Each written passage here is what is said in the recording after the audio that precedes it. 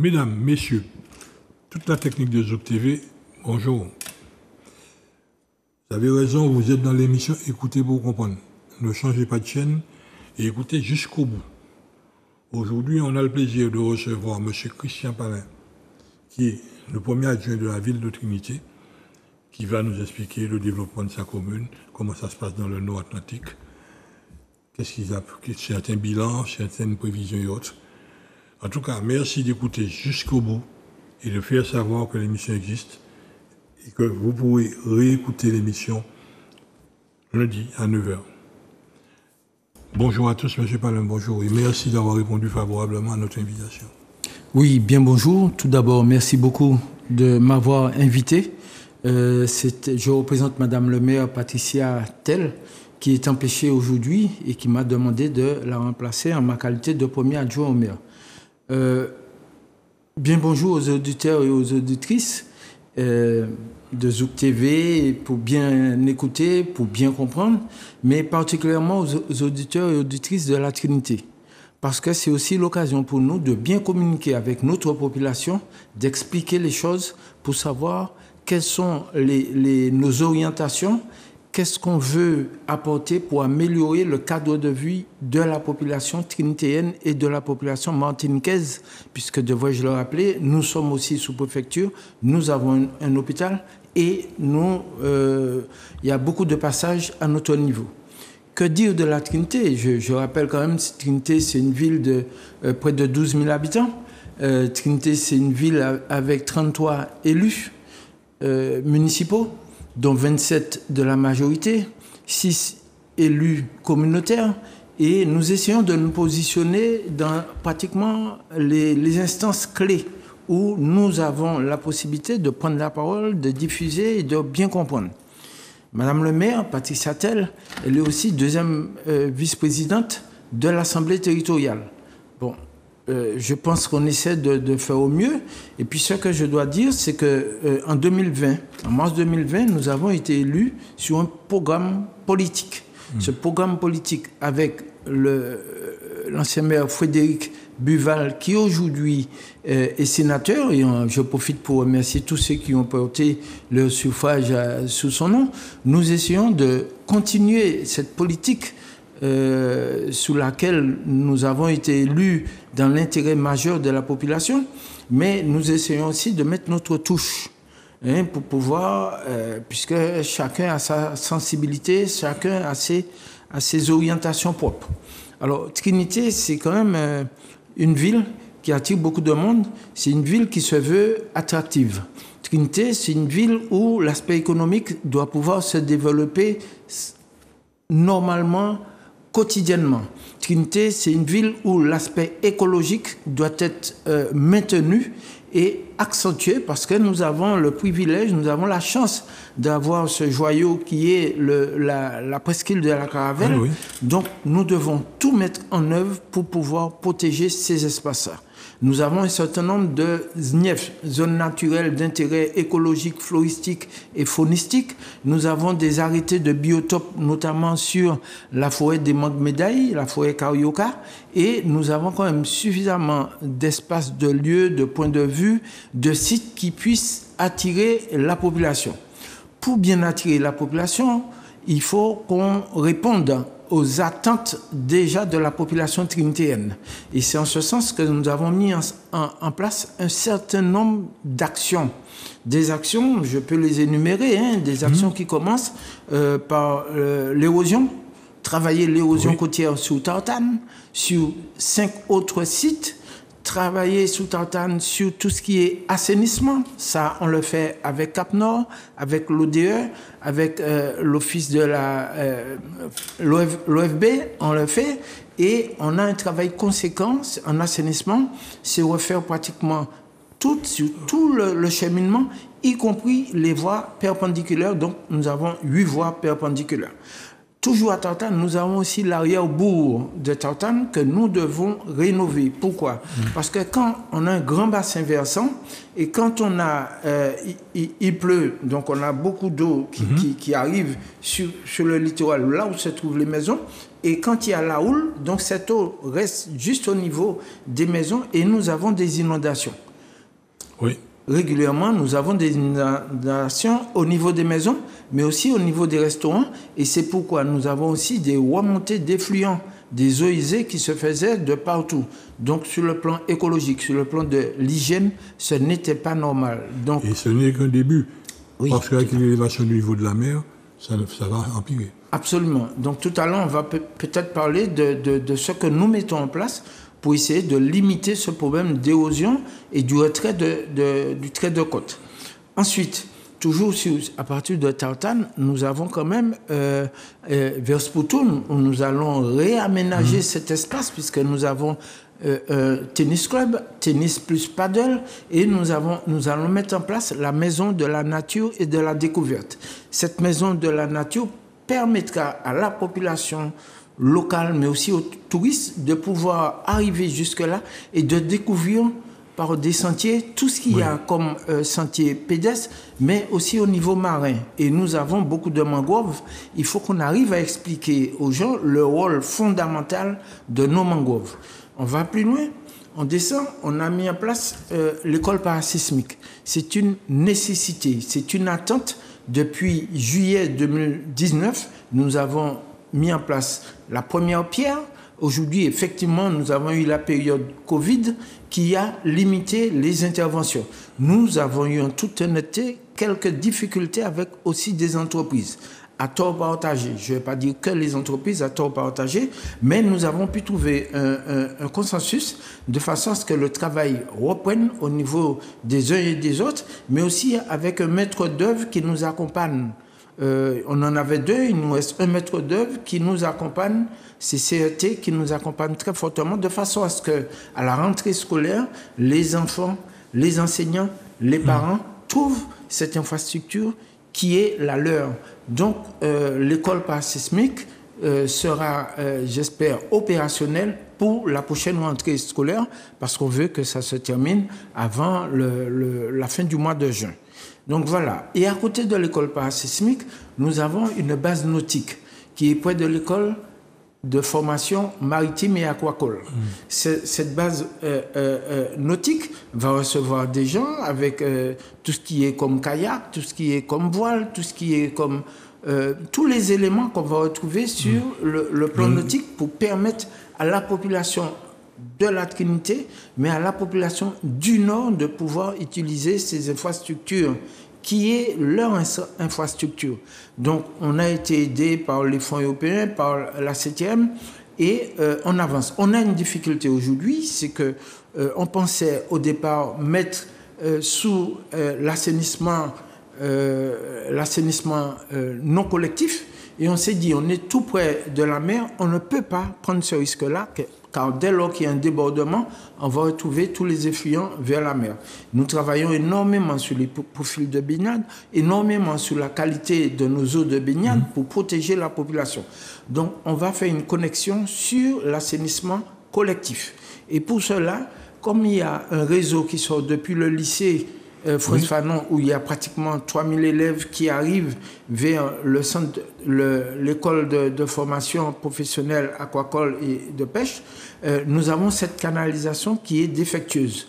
Donc la CTM est en train de tout reprendre et ça va nous permettre de nous connecter dessus et ça va leur permettre de faire ensuite un transfert à Cap-Nord, puisque c'est Cap-Nord qui a la compétence eau et assainissement. Donc, on espère que là aussi, on avance. On a des réunions avec la CTM, avec l'Agence des 50 parts, avec la SME, avec l'ONF, avec Cap-Nord, avec toutes les institutions nous permettant de pouvoir concrétiser rapidement cette opération. Et aussi, nous pensons énormément à la population de l'autre bord qui est là, parce que dès lors qu'il y a des débordements, des effluents, ça rentre chez les gens aussi. Donc ça aussi, on doit protéger cette population et on est en train de refaire la route, parce que c'est un site qui est authentique, naturel, où les Martiniquais fréquentent énormément pour la plage. Donc ça aussi, on va pouvoir mettre aux normes cet espace. On va plus loin. Nous avons au Résigné un plan d'eau. Un plan d'eau que nous avons pratiquement terminé Et il nous reste, pour la rentrée prochaine, ce sera opérationnel. Il nous reste simplement à mettre les lignes d'eau, c'est la ligne d'eau, au lieu de plan d'eau, c'est la ligne d'eau qu'on va installer au Résinier, dans la partie nord du Résinier, permettant aux gens de se baigner, mais aussi aux élèves de pouvoir apprendre à nager. Dans l'eau de mer, nous n'avons pas de piscine, ça a été réclamé depuis le temps de M. Blanguidor, et nous n'avons pas de piscine. Par contre, on va permettre à nos scolaires et à tout un chacun de pouvoir utiliser cet espace pour apprendre à nager. Ensuite, nous avons un peu, juste avant, nous avons l'ex-caisse générale de sécurité sociale. Nous avons, par le biais de l'EPFL qui fait le portage pour nous, nous allons transformer cette ex-caisse générale de sécurité sociale en un lieu, c'est un pôle d'habitat intergénérationnel. Donc il y a à peu près 146 appartements et on a Ozanam qui s'est déjà bien positionné et on fait avec Fudicine, on mène ce travail-là, donc on reprend tout avec le PFL que je tiens à remercier aussi, puisque ça a un coût. Donc on va procéder bientôt à la démolition et on va attaquer la mise en place des appartements. Vous ne conservez pas le bâti actuel? Non, on ne conserve pas parce que ça a bougé. On va démolir parce que après le tremblement de terre, il y a eu des problèmes et c'est la raison pour laquelle la Caisse générale de sécurité sociale à déménager, à laisser. Donc, on va revaloriser cet espace. Et ce que je veux dire, c'est qu'on aura aussi des logements intermédiaires qui seront là. Et nous demandons aux Martiniquais qui souhaitent faire l'acquisition d'un logement à ce niveau-là de se rapprocher de la ville, se rapprocher de Mme le maire, de façon à ce qu'ils puissent faire... mettre en place un bourrième. Voilà, pour qu'ils puissent en profiter. Ensuite, nous avons, comme tout le monde voit, quand on arrive au Résinier, en face des pompiers, nous avons, depuis 2020, en novembre 2020, nous avons eu un éboulement. Un éboulement de plus de 15 mètres de haut et un détachement d'une partie de la terrasse. Au-dessus, nous avons quand même une dizaine de maisons qui sont là.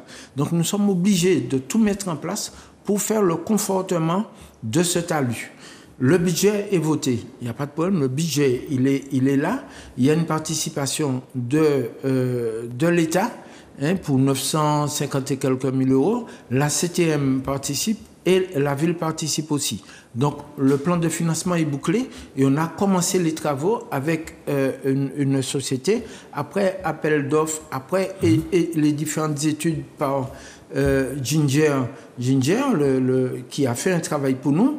Nous avons confié ça à Ingéfoire et c'est la société Cannes qui est en train de travailler pour voir comment mettre des clous qui vont de 9 à 14 mètres en profondeur pour pouvoir bien consolider cet espace. Et nous allons aussi travailler sur la voie supérieure qui est à côté des maisons pour travailler tout ce qui est réseau sec et réseau humide, c'est-à-dire éclairage public, téléphone et consorts, et eau potable et assainissement aussi pour améliorer le cadre de vie des gens qui sont là, mais garantir aussi une sécurité. Mais que devient Monfig?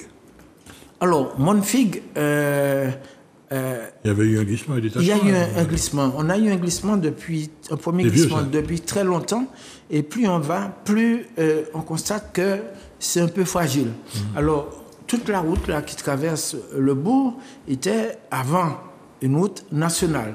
Ensuite, la région nous avait demandé de récupérer. On a constaté que ce n'est pas possible. C'est pratiquement une route qui est fréquentée par les uns et les autres. Et la CTM a récupéré depuis peu cette route qui sort depuis des Marinières qui arrive jusqu'à Monfig qui traverse. Donc là, on fait attention aussi parce que on fait attention pour qu'il n'y ait pas d'éboulement, on fait attention pour qu'il n'y ait pas trop de déboisement, on fait attention parce que au niveau du plus, il y avait possibilité de construire, on essaie de minimiser aussi les choses et de garantir pour ceux qui vont construire, mais aussi ceux qui vont acheter, les nouveaux propriétaires, de faire en sorte qu'il n'y ait pas de problème d'éboulement. Donc, on est en train de travailler sur ça. Et puis, juste avant, on a mis en place, à côté du Résinier, puisque j'y étais, on a mis en place une plateforme sportive intergénérationnelle qui fonctionne de jour comme de nuit. Je peux dire que c'est une réussite. Les gens viennent faire du sport en permanence et on a tout public. Et ça, c'est vraiment une réussite. Peut-être qu'on est en train de réfléchir pour voir si on peut mettre un deuxième élément comme ça au niveau de la caravelle, puisqu'il y a beaucoup de marcheurs, beaucoup de sportifs qui vont faire du surf ou autre, de façon à mettre une petite unité qui leur permet de se préparer avant d'affronter, que ce soit tout le grand tour de la presqu'île de la Caravelle ou alors les compétitions de surf. Donc, voilà. Concernant l'hôpital de Trinité, on en est où là aujourd'hui? Ça avance, ça recule, comment ça se situe? Alors, l'hôpital de Trinité, depuis plus de 17 ans, nous avons mis à disposition du CHUM un terrain que nous avons, qui est situé à Desmarinières. À Desmarinières, ça se trouve entre la station ou le rond-point de la Flamme et en allant, c'est la rocade qui mène vers Sainte-Marie-Gaumont. Donc, on a du côté Benamont, du côté à droite en montant, on a cet espace qui est là. Donc, on a réservé une partie pour les pompiers, le STIS, qui a déjà tout, qui avait déjà aussi son plan et tout. Et nous avons réservé 4 hectares pouvant aller à 6 hectares pour le CHUM, de façon à ce que tout ce qu'on a dit qu'on doit faire en matière de nombre de lits, en matière d'activités, parce qu'il faut que toutes les activités s'y retrouvent, dans la mesure où on n'a pas de grands centres comme ça dans le Nord. Et on ne peut pas demander à quelqu'un qui sort de Basse-Pointe ou qui sort de Grand-Rivière de descendre jusqu'à Fort-de-France ou au Lamentin. Il faut qu'il y ait cet hôpital de proximité, d'autant plus que l'hôpital Ludomère qui est au bout, on connaît des problèmes. Il est fatigué. L'hôpital est fatigué. Donc, on connaît des problèmes. Il faut qu'impérativement, pour le bien-être des employés de l'hôpital, le bien-être des patients, le bien-être des médecins, le bien-être des visiteurs, des parents qui viennent pour visiter, qu'on ait une infrastructure digne de ce nom. Donc, il y a le plan Ségur qui a été mis en place avec l'ARS, le ministre de la Santé.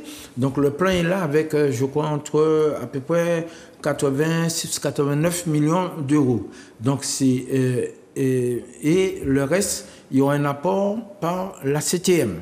Donc, on vient de signer aussi la convention pour la comaîtrise d'œuvre, c'est-à-dire la CTM va prendre tout en charge pour ce qui concerne tout ce qui est VRD et consorts. Et je dis merci à la CTM, merci à M. Letchimi, parce que ça, il fallait le faire.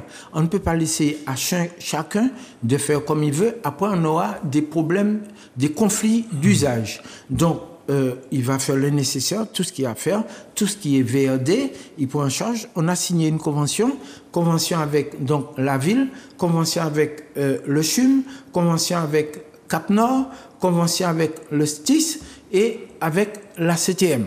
Donc on a cette convention qui est là, qu'on a signée, puisque la CTM a pris une décision, je crois en février dernier, au niveau de cette convention, avec plusieurs parties, de façon à ce qu'on puisse réussir ensemble cette opération. Les premiers coups de pioche, il faut prévoir 2025, 2026. Alors on espère que ça va se faire, puisque rapidement, puisque la convention est en cours, donc on verra. Je ne veux pas m'avancer parce que chaque fois qu'on donne des dates, il y a toujours des imprévus, il y a des choses. Mais en tout cas, c'est bien lancé.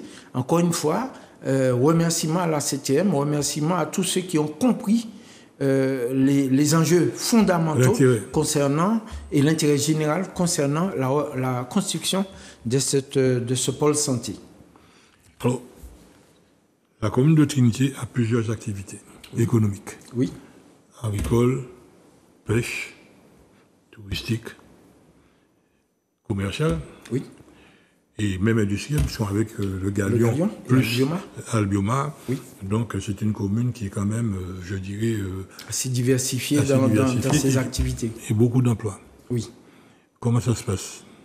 Alors nous, pour chaque chose qui a été annoncée là, on travaille énormément, par exemple, avec l'école de formation maritime, mais aussi avec les marins pêcheurs. Et je dois dire que Mme le maire est bien placée puisqu'elle a travaillé beaucoup avec les marins pêcheurs et elle met tout ce qu'il faut mettre en place pour que les marins pêcheurs puissent améliorer leur manière de pêcher, leur technique de pêche et qu'il y ait un renouvellement au niveau de la jeunesse des marins pêcheurs. Parce qu'on a constaté qu'il y avait une diminution sur le nombre de marins pêcheurs comme en agriculture. Comme en agriculture.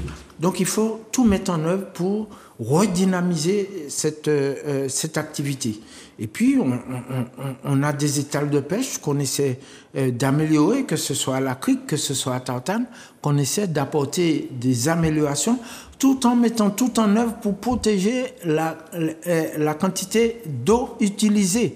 Parce qu'on a une perte d'eau énorme, c'est plus de 300 000 euros d'eau par année, et ce n'est pas normal parce qu'il y a beaucoup de gaspillage. Il faudrait qu'il y ait une prise de conscience au niveau des uns et des autres pour éviter le gaspillage et pour avoir des installations conformes répondant aux normes d'hygiène et aux normes de commercialisation parce que les gens sortent de partout pour venir acheter le poisson. Dans cette éducation, est-ce que vous avez, pardon de vous avoir interrompu, il y a aussi la protection de la ressource. Oui. Quand on voit aujourd'hui comment les gens refusent de comprendre qu'un kilo de titiri, aujourd'hui, c'est une vingtaine de tonnes de poissons pour demain qu'on a retiré de la pêche. Oui. Et quand on aura compris enfin qu'il faut arrêter de consommer les titiris, on aura sauvé la mise. Pour l'instant, tout ce qui est poisson côtier a disparu. Alors, je suis entièrement d'accord. C'est vrai qu'il y a encore quelques personnes, c'est la culture, c'est un patrimoine qui utilisent. Oui, mais nous avons, là où nous savons qu'on a beaucoup de titiris, beaucoup d'alevins, c'est dans la baie du Trésor. Oui. La baie du Trésor, c'est une réserve marine qui est protégée. Aujourd'hui, on va tout faire pour protéger cet espace. Et nous sommes aussi dans la co-construction avec le parc, avec les affaires maritimes, avec l'État, mais aussi avec les marins pêcheurs pour pouvoir protéger cet espace. Nous avons aussi tout ce qui est vers Spoutoun, vers le fond, où nous avons des mangroves, où il y a une reproduction qui se fait. Donc, on protège aussi ces espaces-là. Pour revenir sur le monde et les activités dont on a parlé, activités agricoles, donc la CTM et Cap-Nord ont demandé à faire un état des lieux pour savoir quelles sont les terres qui sont en jachère, en friche, les terres agricoles, je m'entends, pour voir ce que nous pouvons faire parce qu'il y a des jeunes qui sont là, qui ont besoin de terres pour pouvoir les exploiter parce que nous devons penser à nos ressources agricoles et sur le plan alimentaire. Donc, ce travail est fait. Nous savons à peu près combien d'hectares de terre que nous avons et nous sommes en train de réfléchir, tant pour la plantation de canne, mais pour tout ce qui est culture vivrière et autres, de façon à ce qu'on puisse exploiter intelligemment ces espaces qui sont là. Concernant l'autre activité qui est, on a parlé d'Albioma, on a parlé du Galion. Bon, on a eu la chance... Vous êtes au conseil d'administration du Galion, la ville de Trinité. Oui, Madame le maire est présidente de la SEM du Galion. Concernant, il y a eu beaucoup de manifestations, de décriés concernant l'implantation d'Albioma. Aujourd'hui, il n'y a plus de chaudière au niveau de la sucrerie, il n'y a plus de pollution émanant de la sucrerie du Galion, et je remercie aussi les gens du Galion, de la SEM du Galion, qui ont œuvré aussi pour ça, mais aussi au niveau territorial, qui ont œuvré pour ça, et au niveau municipal, qui ont œuvré pour ça, de façon à ce qu'il y ait cette connexion avec Albioma, qui est juste à côté, et c'était fait pour ça, et Albioma, le Galion réutilise la vapeur d'Albioma. Et au niveau d'Albioma, il y a un suivi qui est fait sur le plan environnemental pour savoir quels sont les rejets, quels sont les types de rejets pour qu'il y ait un respect de la réglementation concernant l'arrêté d'autorisation. Et bientôt, on aura une visite sur ce qu'on appelle le POI, donc de façon à ce qu'on sache exactement comment est le fonctionnement, est-ce qu'il y a des dysfonctionnements ou pas, mais je crois qu'on peut faire confiance à ces gens qui sont à Albioma pour pouvoir mettre aux normes tout ce qu'il y a à mettre aux normes, et si d'aventure il y a des dysfonctionnements, que ça puisse être réparé assez rapidement. Ils sont très actifs, c'est la protection de l'environnement. Tout à fait. Ils sont très actifs pour la protection même de l'image d'Albioma. Oui. Et beaucoup de ceux qui nous ont attaqués quand nous avons défendu ce projet, c'est toujours pareil. Ils ont compris quelques années après que non, mais aujourd'hui, plus personne n'en parle. Oui. Parce que là, en fait, on a malheureusement en Martinique ce que j'appelle des non-atouts. Oui. Des non-atouts. Oui. Des scientifiques d'hier, de la veille, qui brusquement se réveillent et commencent à dire tout et n'importe quoi sur un projet sans avoir vérifié le fonctionnement de la chose. Tout à fait. Et nous, après avoir analysé comment fonctionne l'usine, on avait donné notre avis favorable. Absolument, je m'en souviens. Et aujourd'hui, grâce à ce que fait Albioma au Galion, il ne faut surtout pas oublier qu'en face, la distillerie Nesson, c'est la seule distillerie au niveau mondial à broyer sa canne électriquement, exactement comme au Galion. Tout à fait. Que D'accord. demande le peuple. Absolument. Et je vais ajouter quelque chose. Avant l'implantation d'Albioma, nous avons des délestages, coupures d'électricité sur tout le nord. Oui, oui. Aujourd'hui, il y a eu un apport en énergie et ça n'existe plus. Bien sûr, on va trouver pour X, Y raison des coupures d'électricité, Oui, mais qui ne durent pas. dû à la production, Voilà. c'est dû au transport. Voilà, tout à fait. Tout à fait. Et là, il y a un gros travail qui est fait avec Au niveau du SMEM. EDF et le SMEM qui fait un travail conséquent, puisque le SMEM, nous sommes aussi conventionnés avec le SMEM. Et quand je dis qu'il faut qu'on puisse suivre ça de très près, parce que au niveau du bien-être de la population, que réclame-t-elle? L'éclairage public, pas de trous sur les routes, fauchage de l'herbe, entretien. Donc ça, on met tout en œuvre pour satisfaire la population trinitéenne. Mais Trinité, c'est l'une des rares communes où, lorsque nous roulons, nous ne sommes pas obligés de descendre avec notre coutelas pour chercher le panneau.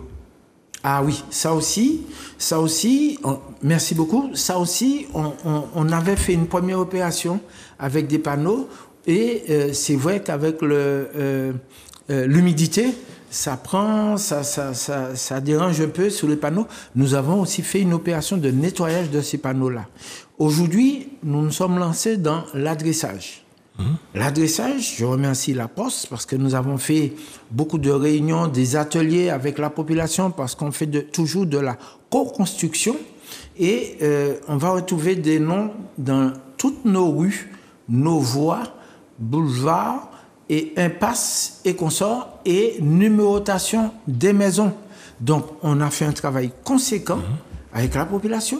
C'est passé au bureau, un bureau spécial pour ça, et on va bientôt passer en conseil d'administration, conseil municipal, de façon à ce que les choses soient bien actées et on lance l'opération tout de suite après, de façon à ce que la population qui a ardemment participé, et que je tiens à remercier, parce que dans chaque réunion, il y avait un nombre important d'habitants et qui proposaient des noms pour les rues, les voies et consorts. Donc ça, et ça leur appartient. Il y avait aussi. une co-construction. Co-construction. Ça leur appartient. Donc, on fait cette démarche d'adressage parce que l'adressage est un enjeu important. Tout ce qui est secours, les pompiers, quand on dit aux pompiers, il y a telle chose, tel endroit, un médecin, on l'appelle pour tel endroit. Parfois, les médecins laissaient Cosmi pour aller vers Tartane parce que c'était mal indiqué. Et puis, il y a les taxis, et puis il y a les touristes. On dit à un touriste, c'est tel endroit, ils font géolocalisation, et puis ça le ramenait ailleurs. Donc, il y a tous ces intérêts que nous voulons protéger, mais ça permet aussi de créer de l'attractivité, parce que ça c'est un élément fort pour nous, l'attractivité de la ville. Il faut que la Trinité retrouve tout ce que nous avons connu il y a quelques années de cela, avec notre front de mer qui permet à cette jeunesse, aux personnes âgées, de pouvoir déambuler de jour comme de nuit en toute sécurité. Et pour parler de sécurité, nous avons tenu récemment une première réunion pour mettre en place le CLSPD pour la lutte contre la délinquance et autres. Nous allons réactiver notre SMPI avec le CCAS qui est là, le Centre communal d'action sociale qui est là et qui va irriguer tout ce travail sur tout le territoire de la Trinité de façon à ce qu'il y ait un contact direct avec ceux qui sont les plus démunis, parce que c'est pas parce qu'ils ont un passage à vide à un moment donné qu'il faut les laisser sous le chaos. Non, il faut qu'il y ait un accompagnement, il faut qu'il y ait des éducateurs sociaux, il faut qu'il y ait des animateurs de rue qui puissent accompagner ces gens-là pour qu'ils puissent retrouver le bien vivre. À propos de bien vivre, le bien-être. Oui. Là aujourd'hui, toutes nos communes du littoral atlantique est menacée par les sargasses. Oui. Vous en êtes où là? Alors, concernant le problème, c'est un problème crucial, le problème des sargasses. Nous avons, avec Cap Nord, mis en place un certain nombre de choses. Nous avons toujours travaillé avec une association qui venait pour faire de l'enlèvement manuel. Nous avons travaillé beaucoup aussi avec la sous-préfecture qui nous a toujours accompagnés. Premièrement, pour mettre des barrages déviants. Deuxièmement, pour nous permettre de faire la location de longs bras, de matériel pouvant enlever les sargasses quand à la main, on ne pouvait pas le faire. Donc, je tiens à remercier la sous-préfecture de la Trinité, donc l'État, qui nous a permis de faire ça, et aussi l'ADL et les affaires maritimes qui nous ont permis de mettre les barrages ainsi que les marins pêcheurs. Nous avons un gros problème, parce que je regarde tous les jours, je regarde aussi météo et aussi les données sargasses, ça va arriver de plus en plus. Nous avons une équipe, la brigade de l'environnement de la Trinité, qui passe tous les jours pour faire un état de lieu sur nos 6 plages. État de lieu terrestre. Terrestre. Mais au large. Alors, au large, nous avons les marins pêcheurs qui nous signalent des choses, mais avec la courantologie, ça peut dévier. Mais la prévention, elle est importante. Il faut prévenir. Donc, aujourd'hui, faute d'avoir CAID pour nous accompagner en tant que chantier d'insertion, nous sommes en train de conventionner avec une autre association qui se trouve sur le sud, c'est Hommes et Territoires. Nous conventionnons avec Hommes et Territoires et nous allons recruter une trentaine de personnes pour pouvoir être sur le terrain, là où il y aura des sargasses. Je lance profite pour nettoyer ça. Pour nettoyer. Vous le stockez où? Je profite de l'occasion qui m'est donnée pour dire aux jeunes de 18 à 55 ans, 60 ans qui veulent venir participer à l'opération ramassage de sargasses et autres, parce qu'il y aura un travail sur l'arrière-plage qu'on va faire, mais aussi ils auront la possibilité de faire des travaux manuels, de monter en compétences, d'avoir aussi de cours de soutien grâce à la convention que nous signons avec Hommes et Territoires. Donc, je les appelle à se rapprocher de la mairie pour pouvoir donner leur nom, parce que c'est de façon imminente que nous allons avoir les entretiens et le recrutement. La question pour quel objectif? L'objectif, c'est nettoyer les plages de façon à éviter qu'il y ait des sargasses, parce que ça repousse beaucoup de monde. Donc, nettoyer les sargasses de façon quotidienne. Nous avons parfois la chance d'avoir la marée qui change et qui repart avec les sargasses. Mais quand la marée repart avec les sargasses, il y a des dépôts qui se font un peu plus loin dans la mer. Et il peut y avoir une dégradation des fonds marins à cause de ça, que ce soit au niveau des coraux, que ce soit au niveau des herbiers, que ce soit au niveau de tout ce qui est écosystème marin, on peut avoir une dégradation. La question qui m'est posée, c'est sur le lieu de stockage.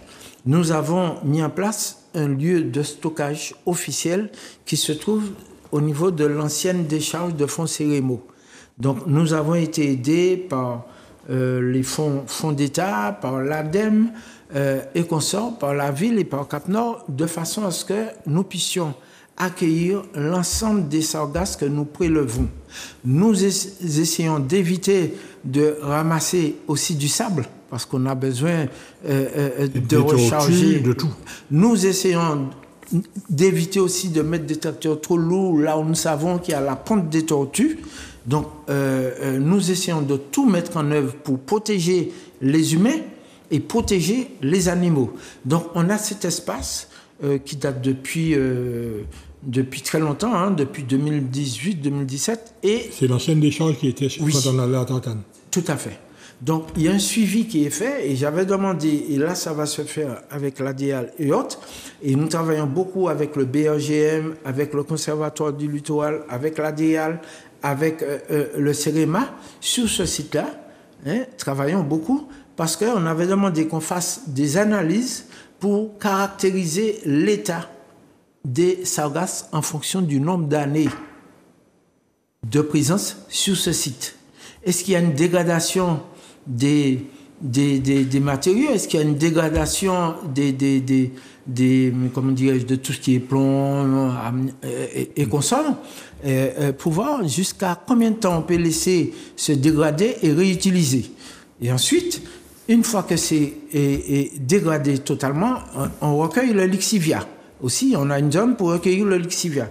Une fois que c'est dégradé, on pourra réutiliser aussi, après analyse, pour voir est-ce qu'il y a des hydrocarbures, est-ce qu'il y a des métaux lourds et consorts, de l'arsenic et autres. De l'arsenic et autres, est-ce qu'on peut réutiliser ces restes de sargasses qui se transforment pratiquement en sable?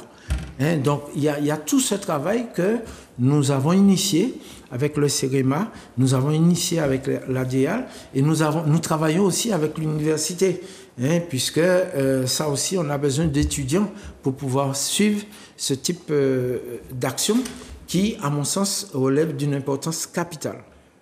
Je parlais. Oui. Quand j'écoute tout ce qui se fait aujourd'hui sur l'histoire de Sargasses, oui, ça m'amuse. Ça m'amuse. Pourquoi?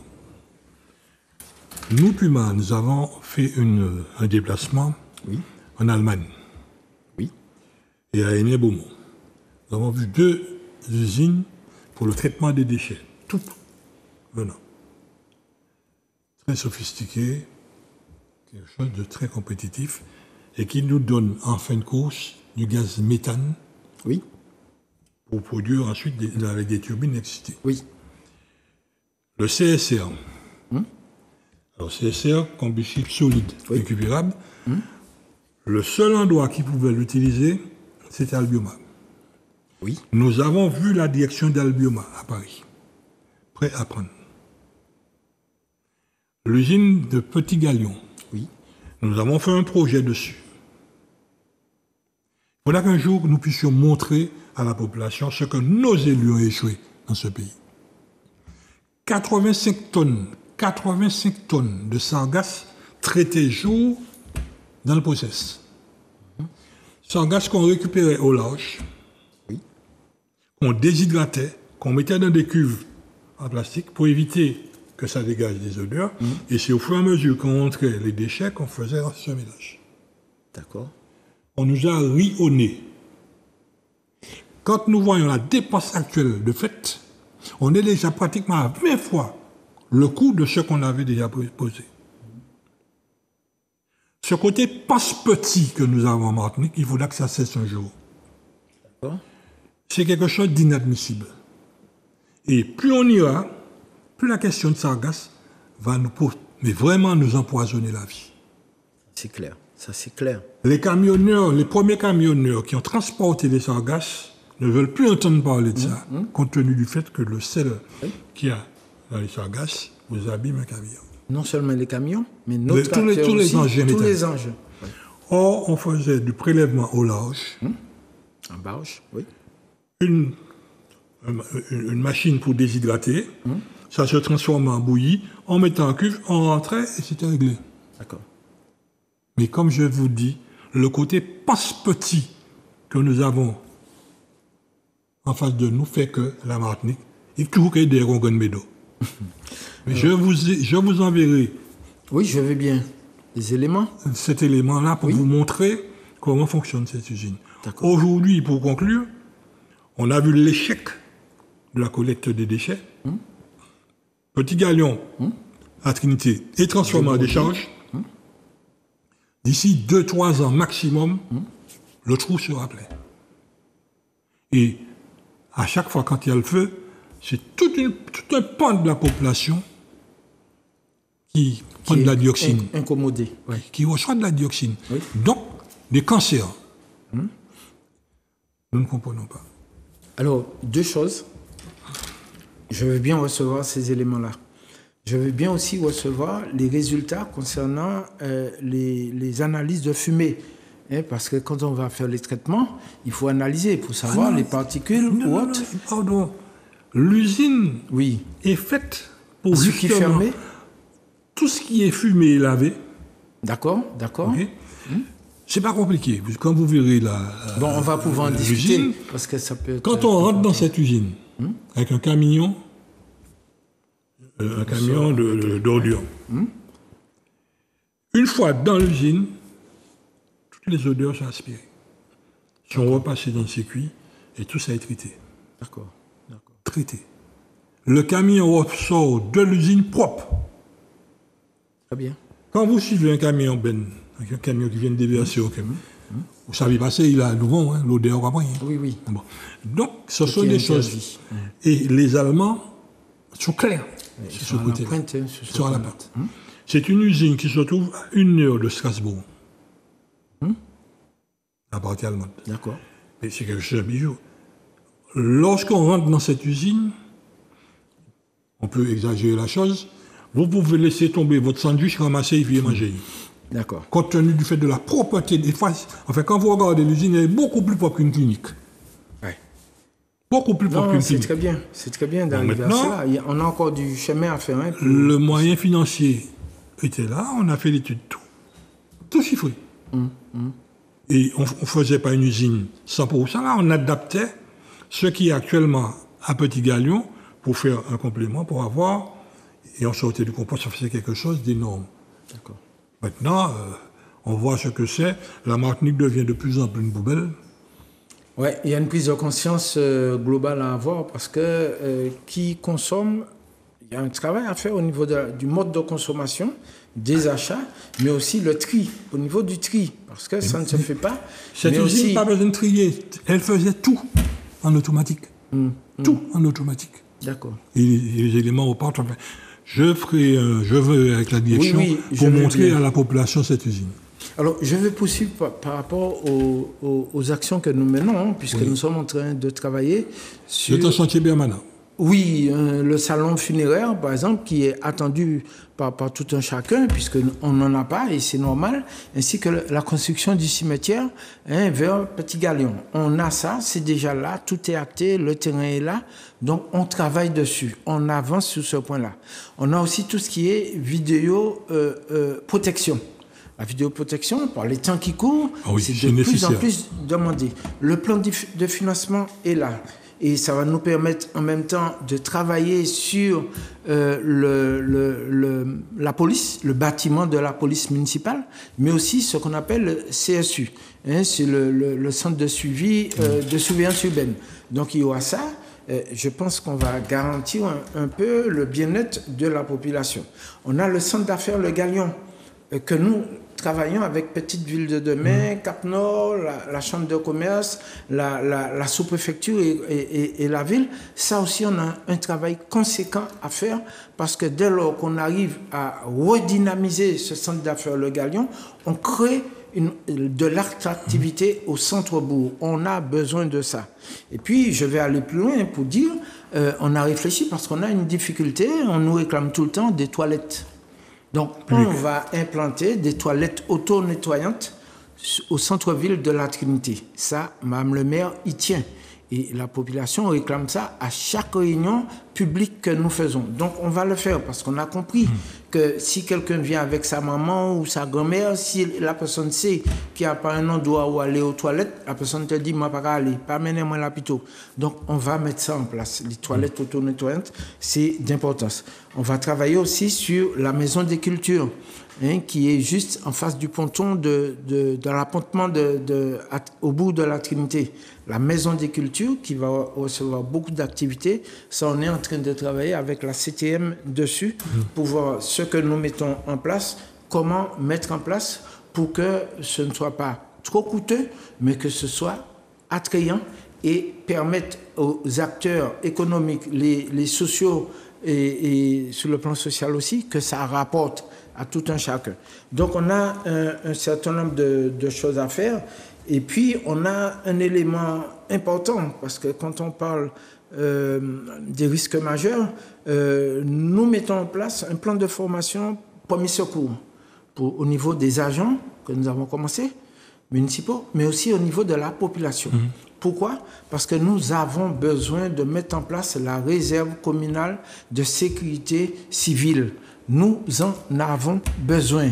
Et je lance à nouveau un appel pour dire à tous tous les bénévoles qui se sentent capables de venir nous aider, de venir aider la population, de venir aider leurs frères et sœurs, leurs parents, de donner leur nom pour constituer cette réserve communale de sécurité civile.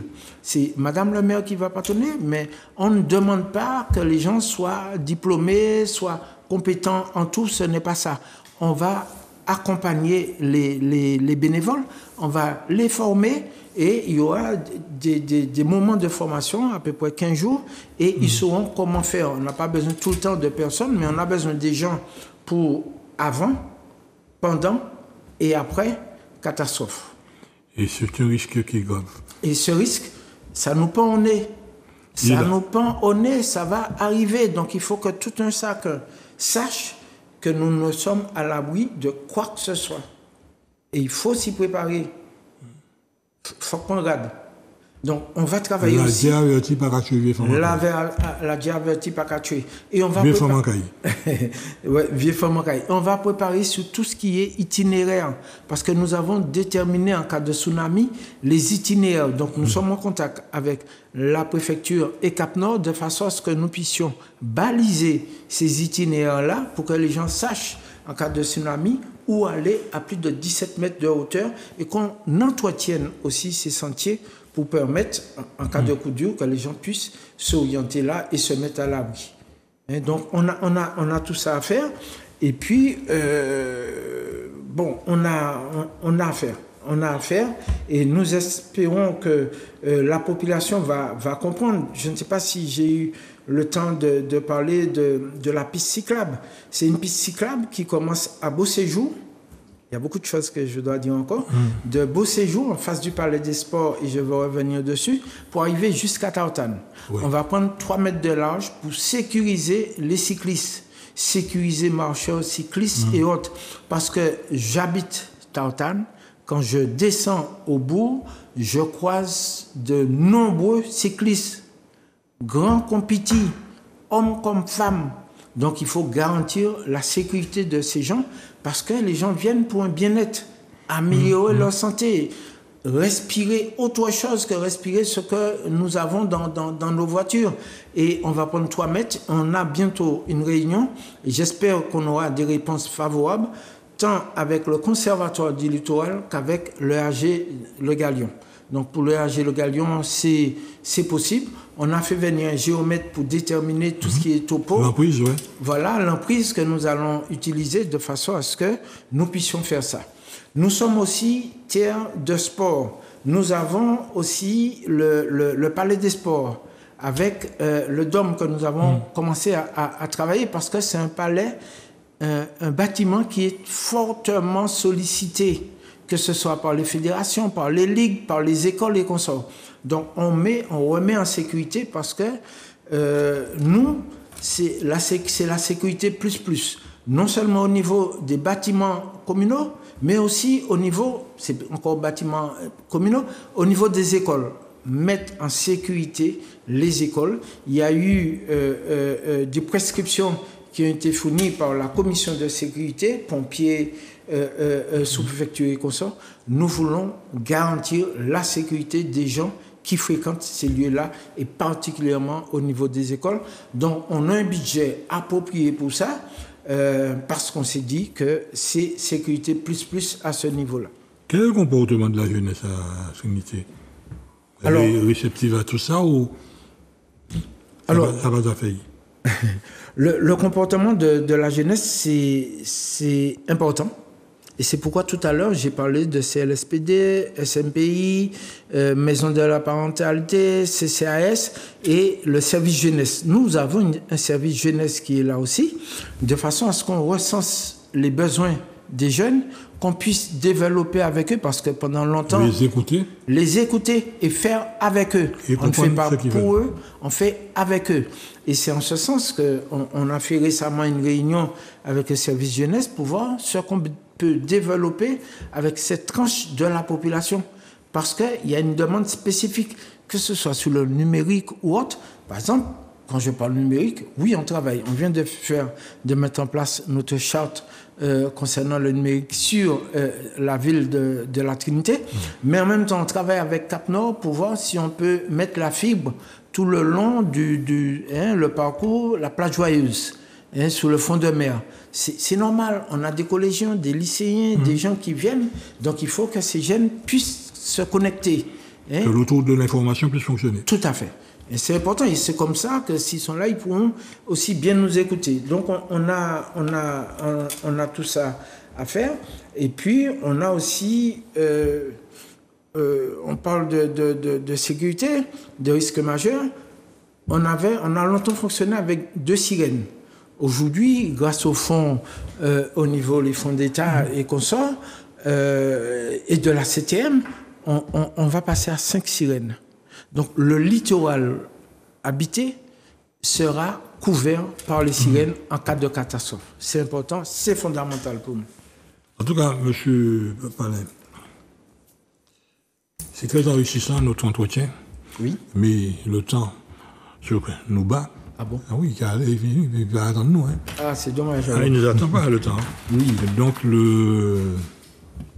si vous avez un dernier message à faire passer à l'ensemble de la population trinitérienne, mais aussi de la Martinique. De la Martinique. Oui. Alors, j'ai encore 2 choses par rapport au projet que nous avons. C'est l'église que nous allons restaurer, refaire, et nous allons mettre une tente vers la crique, entre la crique et Cosmi. On va mettre une tente pour accueillir les fidèles, pour faire la messa.